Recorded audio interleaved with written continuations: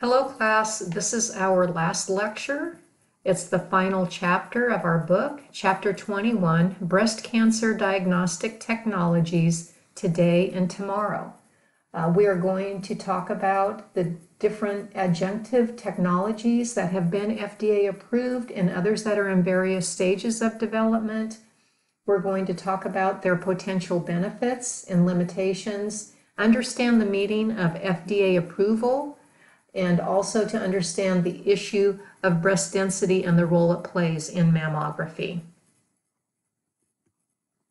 So the main purpose of the FDA is to make sure that no new devices, processes, drugs will do harm to patients. Approval by the FDA simply means it's safe for intended use. It must be obtained before the device can be sold to the public for clinical use.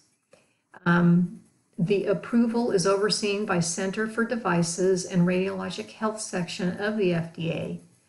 Some technologies may also require review by FDA Center for Drug Evaluation and Research due to injectable radionuclide materials. So before undergoing approval, the item that's going for this approval is broken into three classifications. There's general controls, which is usually where they're just involved in proper labeling of a product. The devices require little more than this labeling or the way they want it, the production practices to ensue safety for the public. Class 2, the devices must comply with performance standards that have been established for the device, and special controls may be included, such as labeling requirements or performance standards set by the FDA. And then Class 3 is where you need pre-market approval. These are often life-sustaining or life-supporting devices, and they're important in preventing impairment of human health. So that's usually where our devices in radiology are going to fall. And there's two main pathways to get this FDA approval is through the PMA or the 510K. Most of the time in our field, we're going to be requesting the 510K. This actually involves the submission of a plan explaining how the clinical trials are going to be conducted, the objectives of the trial and the results that will be expected of the trial, and what the risks and precautions may be involved in the trial. And if the request is considered sound, the FDA will grant an investigational device exemption, which allows them to use the device on patients with informed consent in a study. An industrial review board may be required to approve and oversee the clinical trial.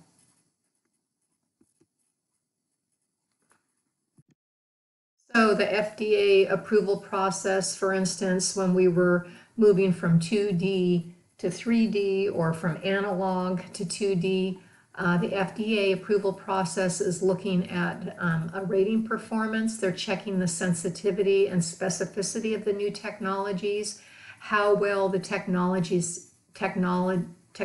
is finding disease, and how accurately the technology can determine what the disease is.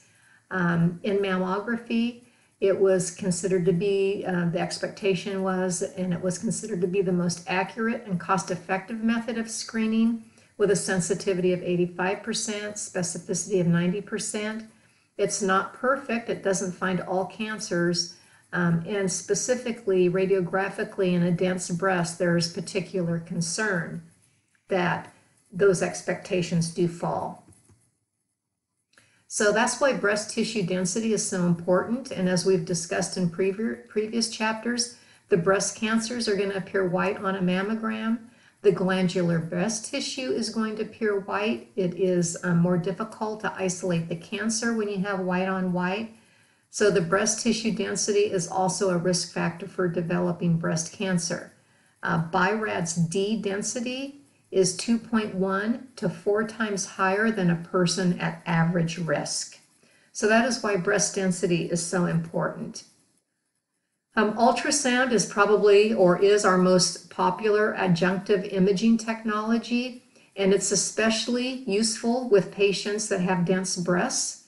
It's not recommended as a standalone screening tool due to the inability to detect microcalcifications, and it's very operator skill dependent. If any of you have ever observed or done some ultrasound, depending on how the technologist moves or presses the transducer can change the look of pathology or anatomy found in the breast or in any part of the body. The way that the machine is set up with the gain and brightness and so forth can change a look. So it's very operator skill dependent, and so therefore it's difficult to provide reproducible results. Ultrasound has been found useful for women with breast tissue, and they're often, these women are often recommended to have a screening breast ultrasound. So the ultrasound companies responded by replacing the small field handheld transducers with a larger field of view and an automated scanning process. So as you can see here on the slide, and you'll see in the book, this is the GE ABUS automated breast ultrasound system. It has a very large transducer so that you can actually scan the breast in quadrants or in sections. You can do maybe an average sized breast in maybe 2 or 3 sections. The device is placed on the breast at the starting point, and then it automatically maintains the proper compression and moves it across the breast in those sections. And so therefore it eliminates the variability that you can get with each technologist and each patient using this automated process. There's also new ultrasound methods that are offered. There's a compound imaging, Doppler, 3D, and elastography. Compound imaging is available on many ultrasound units today, and what it does is it uses several ultrasound beams that strike the tissue from different angles, so it compounds the beams that are, sampling or scanning the breast, and therefore you get a higher resolution image.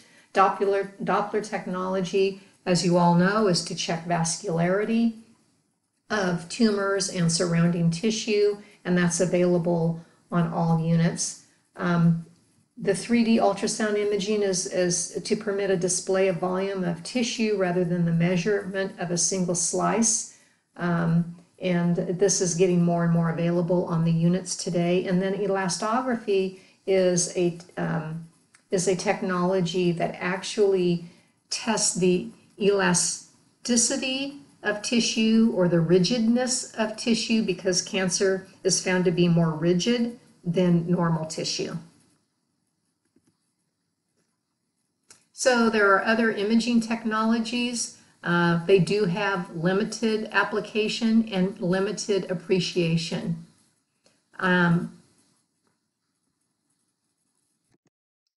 CEM is contrast enhanced mammography. There are probably some facilities, probably mainly in academic centers, that are doing this. This is contrast enhanced mammography. It's using the same contrast that we use in CT, which is a non-ionic contrast media that is injected. It's then picked up by any type of lesion in the breast. And I think there's usually about a 2-minute delay before you start imaging to look and see if you can get the tissue or the lesion to light up better. So that is being used in some instances. There's 2 approaches to doing contrast enhanced mammography. There's background subtraction and dual energy. Background subtraction is doing subtraction just like we do in angiography, where you have a mask, a pre-contrast study, and then you do your post-contrast study. and you subtract the two. And then with dual energy, it requires 2 images in rapid succession using 2 different X-ray energies, and you use a subtraction with those 2 energies involved.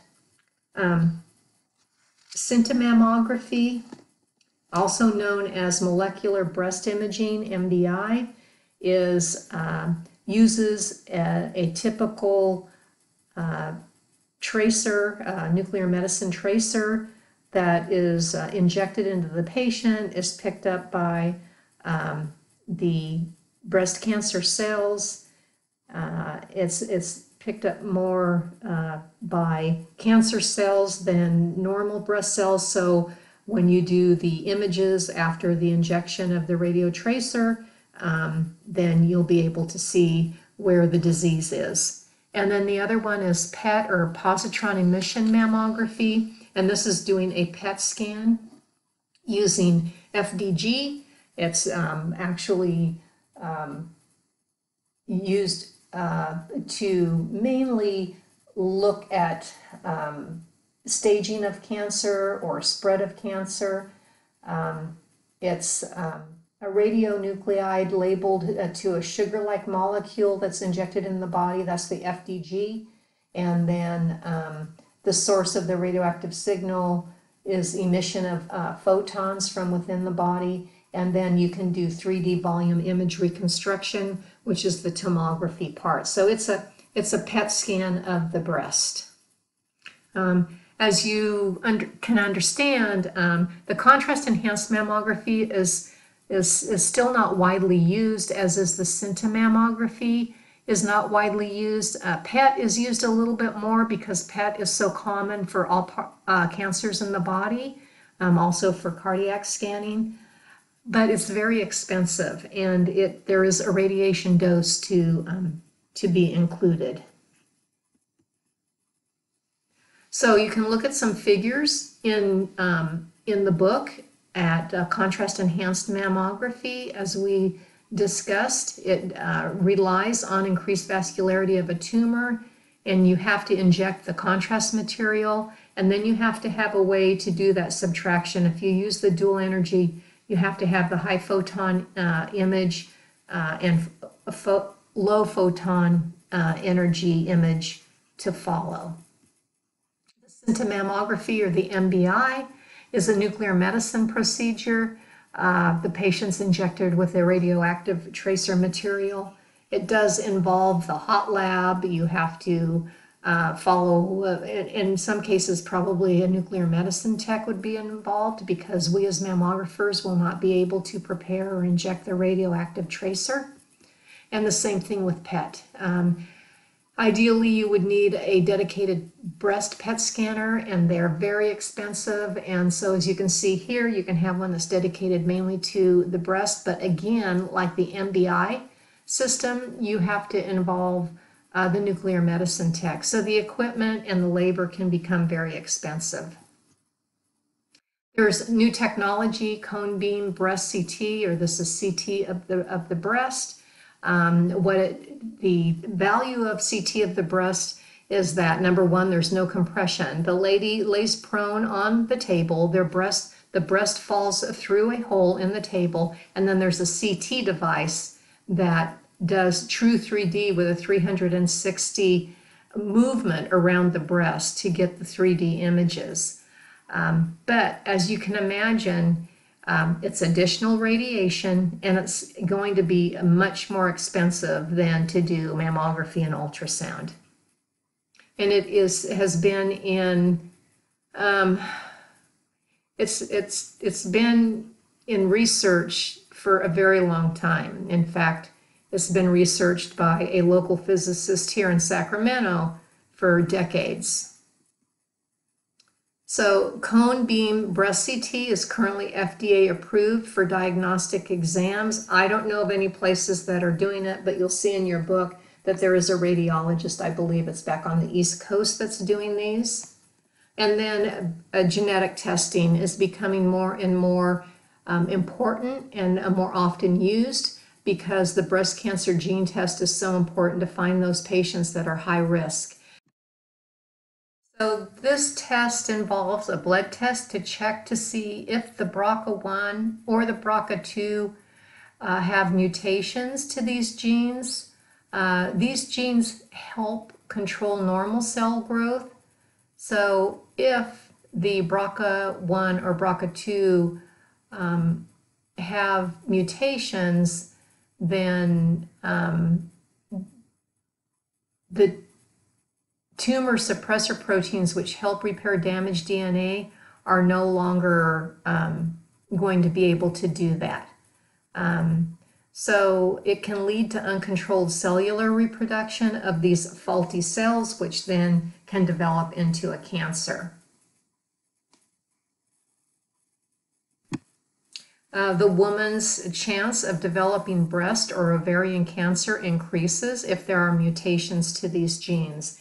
And so then it allows the woman to have the opportunity to make some decisions if she wants to do any type of prophylactic surgeries, or just be aware of this and watch closely through her screening and MRIs.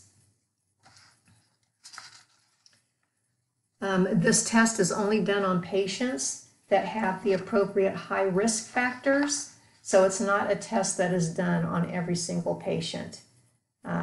Usually it's done on women that are going to have a strong family history of breast cancer, ovarian cancer, or if they're one of those that have already had one of these diseases, they'll run the test, because the test is expensive and it can run several hundred to several $1,000, and the insurance companies vary on what they will or will not cover. So that kind of wraps it up for additional technologies that are going on for breast cancer. I wanted to also just finish with one more note about breast density. You'll see in your book that the ACR BI-RADS came up with a way to report breast density. The state of California requires that breast density is reported in patient results and patient result letters, and it is rated through the letters A through D, A being a fatty breast, D being the most dense or completely dense. So I want to bring that to your attention and make sure that you really focus on that when you're reading the chapter. Okay, so thank you very much.